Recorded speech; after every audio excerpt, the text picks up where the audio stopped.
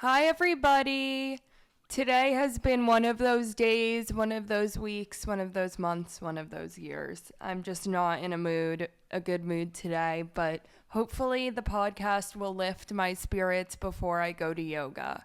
And you know what I have to say to Ava's bad mood? Uh-oh.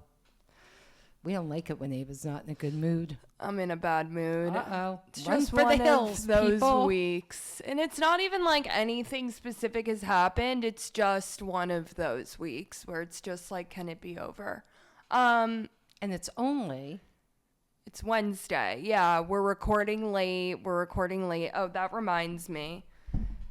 Maybe we should take a picture right now yes, of ourselves and Yes. say that tomorrow we'll be having our episode. yeah, because it's coming out late. You're seeing in action the marketing of Yeah, Totally we have- Unqualified. That's us doing it by the seat of our pants. Podcast will be late. Check back in tomorrow. In tomorrow? Check back in tomorrow. Oh, check back in. Sorry, we're busy.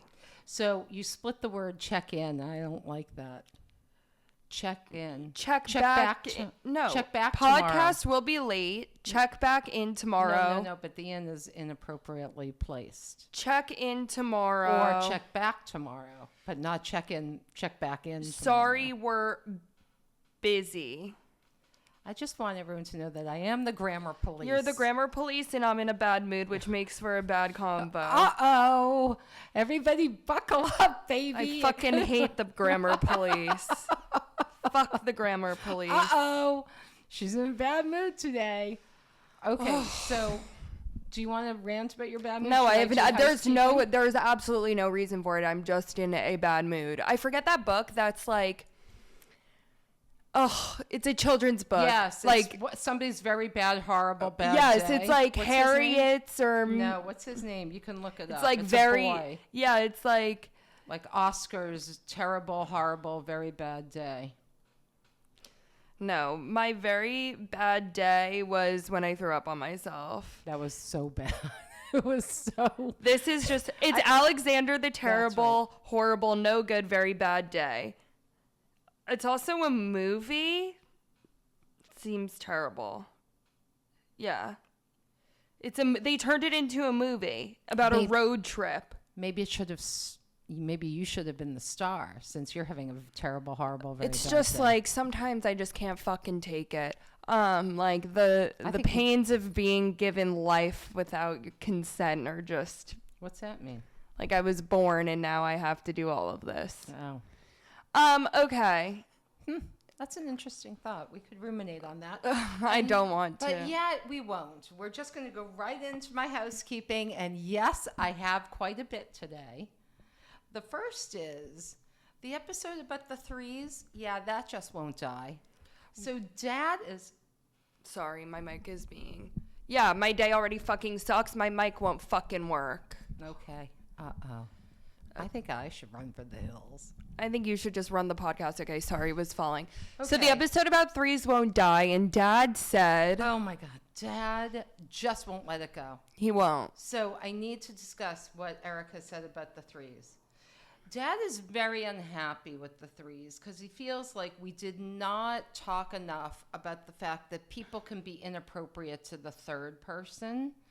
And he doesn't like when people describe themselves as best friends in a two, and then that automatically makes somebody else, the third, feel left out. He called us juvenile for saying that we have best friends. And you know what? Because I'm in a bad mood, maybe it will paint my advice. But honestly, like, that fucking sucks for you. Like, we had this conversation with Dad, and I think that this can be the place where it dies. Like, sometimes the third person is left out. And you know what? That sucks for them, and you're being exclusive.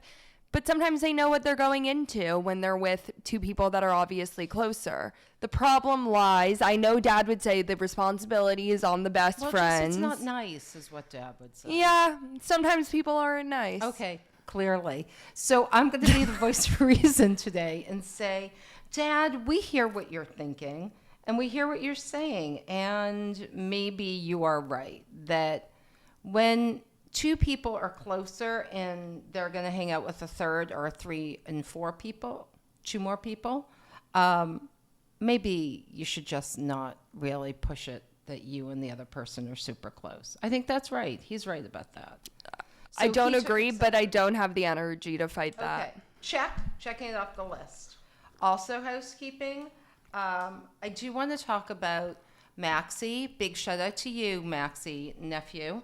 Maxie, in light of our conversation on AI, he gave me something to look at, a website slash podcast by Paul Graham, who started Y Combinator. And he did this article called Write, W-R-I-T-E, and Write Knots. And it's all about writing in the age of AI. I gotta tell you, you should read this thing. It's super short, although I want to explore his pod. And he talks about how AI is a problem for writing because in our world, writing's really important, and writing is akin to thinking. And I wrote down what somebody said that he quoted, saying, if you're thinking without writing, you only think you're thinking, which I think is really interesting. A lot of thinking going on. And so basically, writing is thinking, and if you're having AI do it, he's saying, he makes a case for you're no longer going to be smart, and we're giving up smarts. And he compares it to working out. Like if you're in shape, you work out, so you're in shape. And if you're smart, you write, and that makes you smarter because you have to think about it. And if the world is going to be cut into 2 different kinds of people, like the people who work out and the people who don't, the people who think and the people who don't, and which one do you want to be? And I thought that was really interesting. So Maxie, thanks for sending that. You guys should all look at it. We'll look into. You don't seem that excited by this. Yeah, I mean, I think that it depends on what kind of writing and thinking. No, I'm going to say no because I use AI, and guess what? I'm getting lazy. I feel like I'm really using it a lot, and it's being better, right? It learns who you are, and it begins to write like you and think like you. I'm laughing because I'm embarrassed. I can't say it. You know how I love my AI? Yeah. AI is now writing me a poem every morning. You asked it to? I was like, AI, can you just show me a poem? I thought it was going to show me like E.E. Cummings, but instead it wrote me a poem. So now every morning it says to me, Ellen, would you like a poem this Oh morning? my God, that's bizarre. That's really crazy. It does. I can't believe you allowed that to happen. I am. I'm allowing it to happen. It's going to happen anyway. So I do think I'm getting dumber by using AI. Maybe you are. Okay. This is not fun today. You're just not. I'm just not like I feel like last week I kind of set my, interest on the AI topic, and it's not really something that's like largely concerning to me at this very moment because I feel like I have lots more of things to do. I just feel like I will read the article. I am interested in it, but it doesn't really invade my psyche in the same way it invades and yours. It should everybody's. And by the way, I do, as my third housekeeping note, and this is my final one, I want to go back to this idea, this preposterous idea that you stated last week, and I need to know more about Alzheimer's and AI. Yeah. What? What? Could you please explain that to It me? makes 'Cause it is perfect so sense. wrong. Oh my God, it's Wait, wrong. what do you mean? It makes perfect sense. It makes no sense. Once artificial intelligence can solve Alzheimer's. It's not solving Alzheimer's. Why? Like what? It comes up for a cure. Okay. Once There's no way that AI alone is solving Alzheimer's. Why do you say that? Because I was doing some research, And? you need doctors, and Okay. you need Right now. And I don't understand what you mean by solving Alzheimer's. Once AI can figure out how to cure Alzheimer's. So if I have Alzheimer's, I'm no longer going to have Alzheimer's? Or slow down the impacts of Alzheimer's, or maybe, I don't think you can reverse Alzheimer's, but come up with some sort of medication or solution to the problem. Yeah, continue. That it understands the human brain to such a degree that we don't have that understanding of. Oh, I see what you're saying. Well, right now, AI could not alone, I did some research on this, cannot alone But maybe one day it solve. could. Don't you think you need humans and doctors? But don't to you be think able- one day, I mean, you could say that to everything that you said about Don't you need everything. research, and you need research on humans. Don't you need a and- human to write the emails? Like everything that you're saying is going against your initial point. Interesting. I'll have to think about this. I don't know. You I came hope in it's hot not- about my Alzheimer's comment and now you're I'm backing yeah. out. Yep.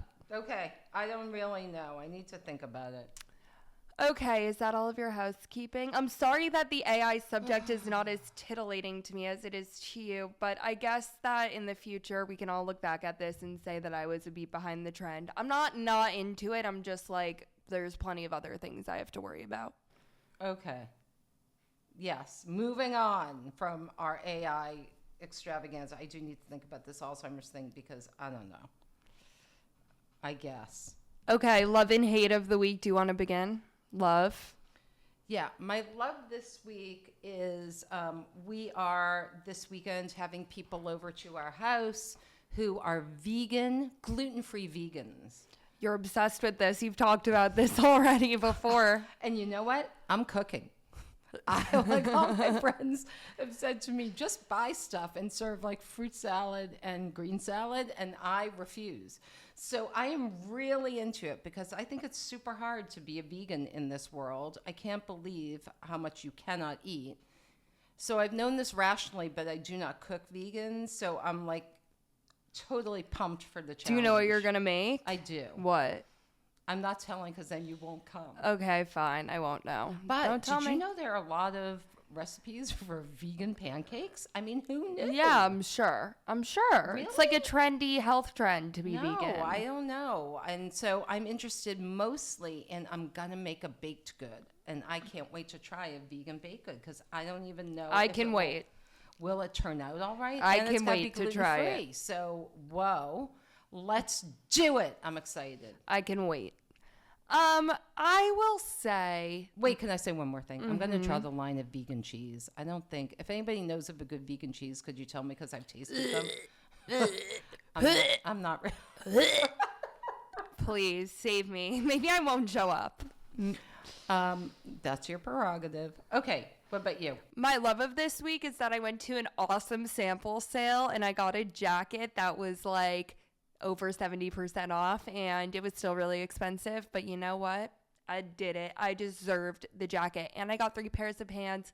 And I just love a bang for your buck. I love a discount. I don't like the lines. I don't like the craziness of a sample sale. But guess what? That's what you have to deal with to get the bang for your buck. And that's what I'm focused Are there on. only sample sales like in New York and LA? No. Are they everywhere? Yeah. Really? Like up I and never heard of them coming, until I like moved to New York. designers probably have them to like get their Oh. brand awareness. Yeah. I think you should describe the coat. It's a full leather jacket. No, it's not a jacket. It's a coat. Coat. It's a It difference. looks like a trench coat, but It's a all trench leather. coat, but it's leather. Yeah, it's a jacket. That's not a jacket. A jacket is a short. Okay, item, whatever. not It's a long item. long leather coat, and it looks great. And it can only be worn in the fall, so I have to wait to wear it. I tried it on. I look like an idiot. It doesn't look bad on you, It and did, I it got looked some nice horrible. pants. So Really good pants. You know, I was there kind of for look like army 2 fatigue-y. hours, and it was all worth it. But I was sweating my balls off, dripping. I literally, oh my god, I looked horrible, but it was worth it. Made some Okay. good purchases. Love it. My hate of the week. Yeah. This week and the last week, there's been a lot of conversation about how 2 sides of the coin cannot get along politically. And it's really bumming me out that we do not have, we cannot have discourse in this country, opposing views where we can actually have a conversation about it. And several people said to me this week and last week that they can't be with certain friends, they can't be with friends' spouses, they can't bring stuff up. Someone was traveling in the South and they couldn't bring up stuff with the group they were with. You know what? What the hell is going on in this country? We are a democracy where we are supposed to all have opposing views and be able to Let talk. it be. Let it be. Yes. Let it be. It's really upsetting me. Let it be. Okay, that's Ava's voice, by the way. Oops. So it's really bumming me out. How much do you want to bet that Liney's going to bark? No, I don't think so. I think he's tearing up the house. Oh, probably. No, it is a bummer, very upsetting. And I think that on both sides, we have swayed so far in either direction that it feels like there is no rational middle ground. Yes, and it's really upsetting because we were founded as a place of ideas and debate and discourse and Democracy. yeah, we are not in a democracy right now. It's really upsetting. Let it be. Okay, Oh, what's your let hate? it I don't know what to say be. about it. It's really upsetting me to the point of like I wake up every day and it's really like It's on affecting your my mind. mood. It is. It's affecting my mood. Anybody else wake up with dread? Mm-hmm. That's me too. This isn't funny, but you said it's affecting my mood. So, like, in a way that it kind of felt like you're saying it's affecting my mood. Like, It is affecting my mood also. my hate of this week is not so insightful. My hate is I hate corporate antonyms. Like, whenever a company, Antonyms. I mean, corporate acronyms. Sorry, not antonyms. Whenever I a don't even company, think you know what an antonym is. yeah, it's the opposite of a synonym. Yeah. Okay. Okay. Do you know what that is? A synonym, a Not word. cinnamon. A synonym is Yeah. when a word is similar to another word And an antonym. when they're opposite. Okay, nice. Okay. What do you have to say to me? I say terrific. You. And Whoa, I'm go you. sorry for. Oh, I'm sorry for making you sound like you were uneducated. I went to journalism school.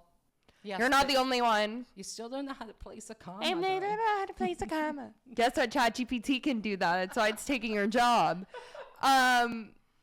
So what was I saying? Corporate acronyms like RISE, reuse, infiltrate. Like, oh my God, that's so fucking dumb. I hate them. There are a million of them. There are so many of the same ones. They're all confusing. I don't know the difference between the international diaper policy and the internal displacement of persons. It's all the IDP. Like, what the fuck? Just use the words as the words. Like, unless there's one big one like the DOJ. We all know what the DOJ is. We do. If your company is called DOJ, no one knows what the fuck it is. If your organization is called like the ORW, no one knows what you're selling. It's so dumb. I don't know why we do it. And it's impossible to figure out. So please let me know if you're somebody who acronyms corporately, let me know. How do you feel about corporate speak as opposed to acronyms? Which is worse? Like the corporate speak of we're going to do a deep dive and get granular into, that Yeah, kind that of I'm okay stuff. with. I think it's kind of Really? funny. Oh, I think it's so annoying. What about this idea of I'm giving you back your time? Do you guys ever go Oh to God, these meetings? you're where they're never like, giving me back my time. like we're 2 minutes early, so everybody gets their 2 minutes back. Yeah, I know. No, I fucking hate that too. Me too. What is You're that? not giving me anything. I'm still on the clock, aren't I? Ooh, Ava is in a mood. All right, I gotta go to this Gotta yoga. go. So Ava's going to yoga. Ava, don't you feel, listeners, don't you feel lately like Ava's just kind of wedging us in? I feel that way. Okay. Shall we get into it? Yeah. Okay, Ava so has set the mood. our reader question of this week kind of goes into our bigger topic. But the reader question of this week is really focused around life changes, specifically like the logistics that go into having a big life change. So anything from, moving to a new place to getting a new job, there are a million logistics that come with it. Moving out, figuring out where you're gonna live, all of the things that like come with kind of having a big change in your life and adjusting your schedule. You are somebody who has had many big life changes, wanted some advice about logistically how to be efficient and how to handle that, but also just, adjusting to the change and being aware of everything that really comes with it beyond what one usually thinks of. The reader, the listener, sorry, I always say readers because I came up through the magazine world. The listener who asked the question, are they thinking, I think you said they're thinking of a life change. They're right? thinking of a life change. And wanted to know. The logistics that come with it and everything that goes into really like having this shift. Right. So I think if you're thinking about a life change, good for you, because I always think that that scary door that you're going to open always leads to somewhere interesting, and you should do it. But before you do, you should know what you're getting into. And so you need to think about the emotional and the granular in terms of what are the kinds of different moving pieces that are logistical, right? So emotionally, you should think about probably, and maybe even write down or make lists, like why you're going to make the move. And we're talking about maybe moving to a different city. Yeah. Or a country or trying something new. Being a digital nomad, that is something I would have. Oh my God, you're obsessed I with the am. nomads. This is your second time bringing it up. It might be my third. You're I love them. obsessed. I know. Okay, so I think you need to think about the emotional involved. Do you want to, are you moving away from family? Are you moving closer to family? Do you know anybody where you're moving? Do you not know anybody? Is that something that may affect you? Some people like a fresh start. Other people think it's really hard to be alone and be lonely. When I moved to New York, I came for a job. I'd gotten the job first. And I moved here knowing only 2 people. So I was alone a lot that first year. I just told somebody. Did you consider that beforehand? Like, did you know how lonely you were going to be? No. I never considered anything, and my parents never talked to me about anything because my parents just didn't do that kind of thing when I was a kid. So I knew I wanted the job, and I got the job. So I was like, I'm going. But I never thought about anything else. So here are the things I didn't think about, right?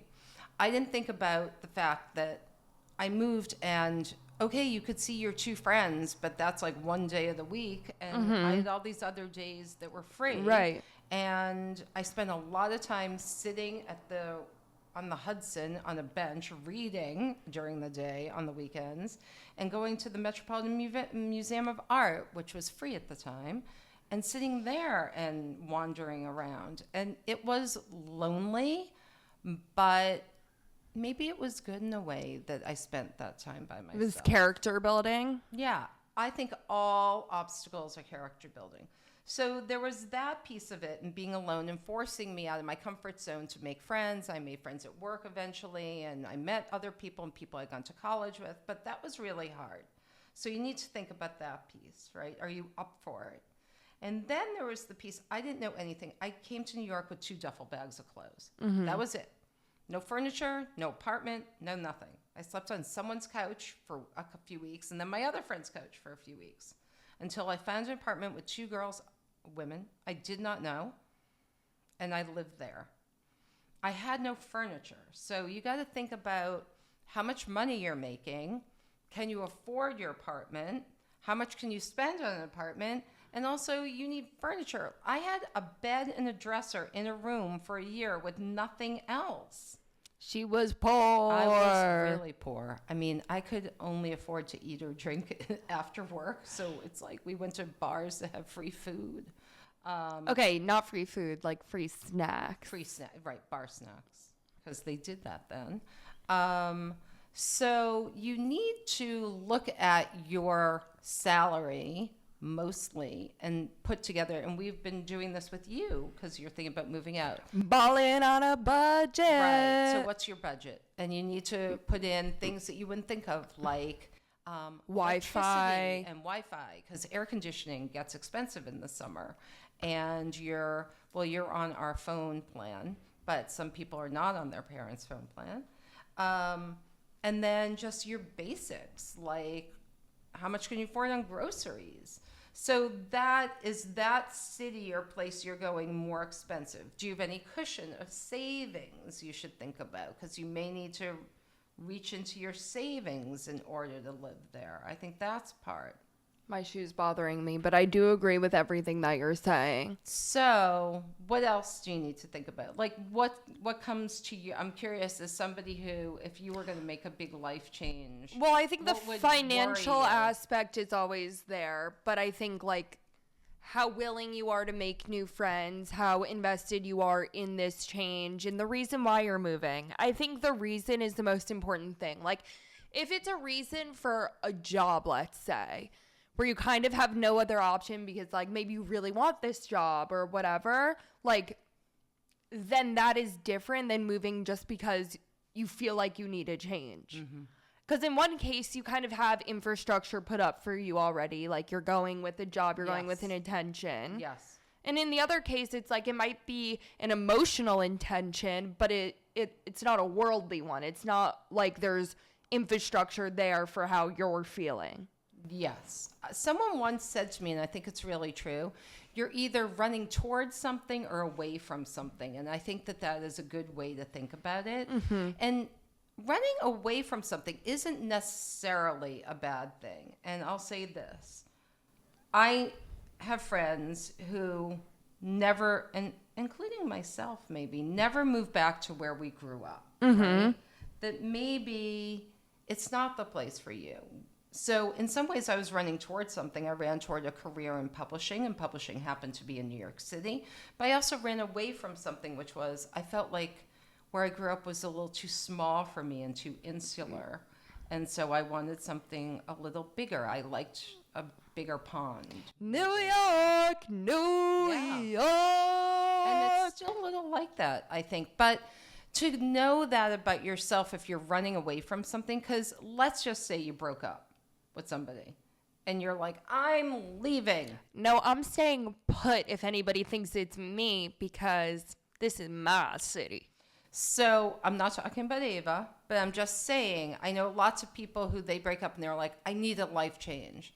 Well, that might be a good idea, but you need to really think it through. And so I guess my biggest point here would be, do not do anything rashly or quickly. Like you really need to get all your ducks in a row. It's like before getting you a do it. tattoo. Yes, it is. Like you should wait Think about until it. you can't picture yourself without the tattoo to get the tattoo. Or really give it thought. So over a period of time that's more than like a week, right? You need like And a when month or when you two. say thought, you mean planning. Yes, I mean, go to that city, right? I always thought I wanted to live in the Berkshires. I was like, oh, it would be like a quieter life, and I think we'd really Look like at it. an apartment in your price range. then I Go began on to Street think- Easy. Right. Then when you're up there, it's like, wow, it's really quiet here, right? And in the winter, it's very quiet there. And is there enough cultural stimulation? Well, maybe not. Opportunity for Right. friendships. Opportunity for work. So I think it does seem like you need to have one thing set when you move. Like I think it would be incredibly hard to move somewhere without a job. Right. It seems to me like you want the job in place. Like the willingness to move cannot be the reason for the move is what you're saying. Well, it can be the reason for the move, but you can't do it until you should have something in place. Either I have money saved and I'm going to get an apartment, and then I know I have enough money saved. If I don't get a job right away, I can still Right. live there. Or I did, I came to New York several times and stayed with friends and interviewed for jobs and got the job and then went back Right. to Boston and then moved. Right. Right. That it's very hard to, I think it's just hard on you financially and the worry involved. But I guess my thought is if you want to make a big change, map it out, right? Like I wanted to live in Europe. And so I waitressed for a long time and worked my butt off to save money so I could move. So I knew I had enough money to travel. Right. So I think it comes down maybe to the money. Money and logistics, it seems. Money and logistics. So let's think about the person who's thinking about this. That have we answered their question, or I think that was like a very fruitful answer, actually. It's very practical. But I'm just saying about emotionally. Are you moving for an emotional reason? You tackled that, though. did. Are you running towards or away? Right. Which You're neither- saying your argument is that emotion is not enough. That you need to have... Well, I just think it would make it so hard for you, right? Like, how stressed out, you got to think forward. How stressed out are you going to be? You move to this new city, you don't know anybody, you are excited to be there, and you have no job. So then you're like, okay, I'm going to go work at Starbucks, or I'm going to find a job. Okay, but that is stressful while you're trying to figure that out. Then it's, well, I'm working at Starbucks, but am I making enough money to afford my rent? Right, I mean, right. this is really, it's hard to make this kind of change. So just set it all up beforehand and give it a lot of thought. Make lots of lists, pros and cons, but I would say one more thing, actually. This should not deter you from doing that's it. exactly I what know was you gonna all say. too well. A change is a change, and if you want to make it, you should make it, but you have to be prepared for the obstacles that come with it. Totally. I Because took the words it's a out of your good mouth. thing to do. I always say that you should say yes, not no. Say yes to everything in life and say yes to doing If stuff. I can make it there, then I can make it anywhere. I'm not sure I like this, Ava. What, No. cranky? But you're funny. Okay, I'm always funny. All right, so I think we've answered the question, but I do want to ask you one thing since we have a moment. I roll what? So you're in a bad mood, and is there anything we can do to help you with that bad mood? No, I'm going to go to yoga and then I'll be okay after, I'm sure. Okay. Why? No, I just want to make sure that you don't You want to talk always about anything. no, I don't want to talk about anything because there is no like tangible reason for my very bad, terrible, horrible day. It's just like my mood. Okay, Alexander. My mood. Okay, Alexander. Okay, All right, my mood. everybody. So this was a short one. We're not done. Oh, we're not? What the hell? I thought that was it. I thought that we had a whole reader topic. That was the reader. I mean, a topic. whole big topic. Oh, I thought we combined them. Oh, I mean, I thought that was very comprehensive, but I have a little bit more time. I wasn't anticipating to be done this soon. Oh, do you want to talk about what we were going to talk about? Please, Well, can I set it up, please? Please, please, Fine, please. but it can't be a long-winded setup. You just did a lot of talking. Okay. Well, you told me to be talking. No, this you episode. gave amazing advice. I mean that from the This bottom of my episode, heart. You said I'm in a bad mood. You take it. I know, but that was amazing advice. I don't want to take away from the amazing advice, and then All right. you are gonna go on a spiel. It's not a spiel. It's one sentence. Okay. In the last episode, dear listener, if you remember, we were talking about something, and I said, well, to Ava, well, you're a grown-up. And Ava said, well, I don't know about that. And I said, let's put a pin in that and come back to it. Now we're coming back to it. I want to know what you think, Ava, makes a grown-up. When are you grown up? And let's just dive in. I think part of my allure as a human being and why I get along with people so easily and well is because I have a youthful zest for life. And I mean that all very genuinely, even though it doesn't sound like that and I'm in a bad mood. But I do have to say I am finding difficulty in parting with my youthful ways because in my mind, like, I'm young. Like, I know I am young. And I really do know that I am an adult and that I could take on all of the challenges of being an adult. Part of me does not feel like an adult because I still live at home. But in my life, I've lived on my own and I was completely fine. So I'm not like really worried about that. I just more so have difficulty parting with the idea of being, I don't even think that I'm a child, like a pre-adult. Is that like adults are just so serious seeming to me. And that's really why I made that statement because like being adult is just like being analytical and thoughtful and considerate. And you know what? Sometimes I don't want to do that. Most of the time I don't want to do that. I mean, we naturally do that, but becoming an adult is when you have to worry about somebody else more than yourself. That's what I boil it down to. I do not think that. I think that being an adult is like having things outside of you, that other factors that you have to worry about more than just the things that have to do with yourself. I so didn't feel that way. I felt like when I moved to New York and I lived on my own and I was working at my Right, job. taking care of yourself that made I you an adult. loved it. I was like, wow, I can't believe I can do this. I know, but then you're all centered on you. You're Yeah, not that's considering true. the outside. Yeah, but that doesn't mean I'm not a grown-up. I'm a grown-up. It just I'm seems paying very my own rent. adult to have like worries that are not yours. To Well, take on I the think burdens that's of a others. subset of it, but that's not what makes you a grown up. I don't think. To me, it's like being responsible for yourself, right? That was what made me feel like a grown up. So I see what you're saying. Like this idea of like becoming an adult feels a little different to you, and that feels like it's taking care of other people. I understand that. I mean, I always sort of felt like retirement. I don't understand that. Or insurance. Like, or- I want to be selfish forever. Like, I don't want to have to go to this fucking kid's soccer game. And I would rather die. I would rather just go to do the activities I want to do. And I think the minute that flip switches in my mind where I'm like, wow, I am so excited for the 5th grade music recital, is when I'm like a fucking adult. Well, don't you think there's like a middle ground there somewhere? I mean, I do hear what you're saying. And I do think that when I was your age, I felt the way you did. And then you progress. And then you've done a lot of stuff and you go out all the time and whatever, clubs and travel and whatever it is that you're into and doing. And being very self-motivated. There does come a time when you're like, oh, I would like to meet somebody. Oh, I would like to settle down with just that person. I mean, this was for me anyway, not everybody.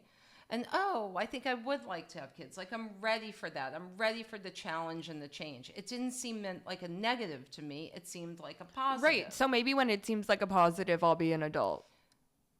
Maybe, but you'll be an adult before that because you're going to live on your own and take care of yourself, and that's an adult. Yeah, no, I do think that I'm an adult. I think that I don't want to be looked at as don't an wanna adult by grow the up. rest of the world. You don't wanna Yeah, grow because up. I just want to do my shit. Yeah, but you know what? I will say that there are people who are older who, I'm just going to say, when you have kids in college and you go to visit your kids in college and there are the weekends when the Oh kids God, take and the you parents go like, Yes. yeah, it is cringe. so crazy. Like you go It's like you never out- grew out of it. You go out to these bars because your kid wants to show you their life, and you see parents like chugging beers with the fraternity kids or the sorority people and like dancing on the bar, which I would dance on the bar, but not at my daughter's college. I might dance on the bar in general. Yeah.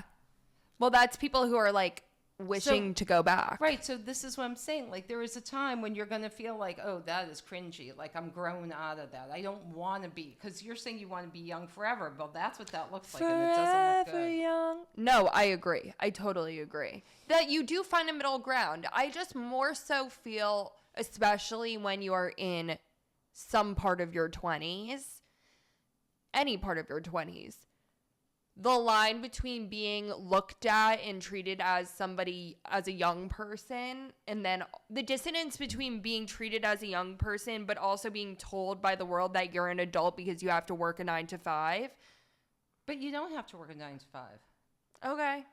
I mean, I'm afraid to bring it up. Digital nomads. Don't Oh my miss God. It literally, I can't fucking deal with you bringing up the digital nomads Just again. saying, they're like making their work schedule on their own terms. Okay, but that's not like a necessarily an adult thing. I also wonder what you think about at your job.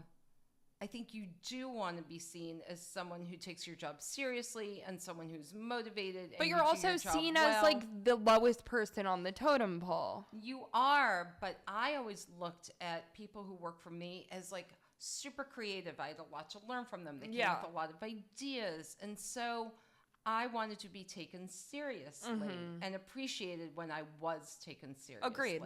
So that is a little adult-like in your job. Like, I feel like there's a difference between being in your job and maybe the rest of your life. Yeah, I possibly. agree. But that's kind of what I'm saying. Like, there is that disconnect. Because you're, like, seen as the youngest person, but you're also professional. Where at the same Yes. time, in your, like, personal life, everybody else in the world around you kind of treats you like you're still a young person. Even though you are a professional. Yes, I'm thinking about all this because I'm thinking, I think that I still act kind of kooky crazy, like young-ish Okay. for my age. Do I not?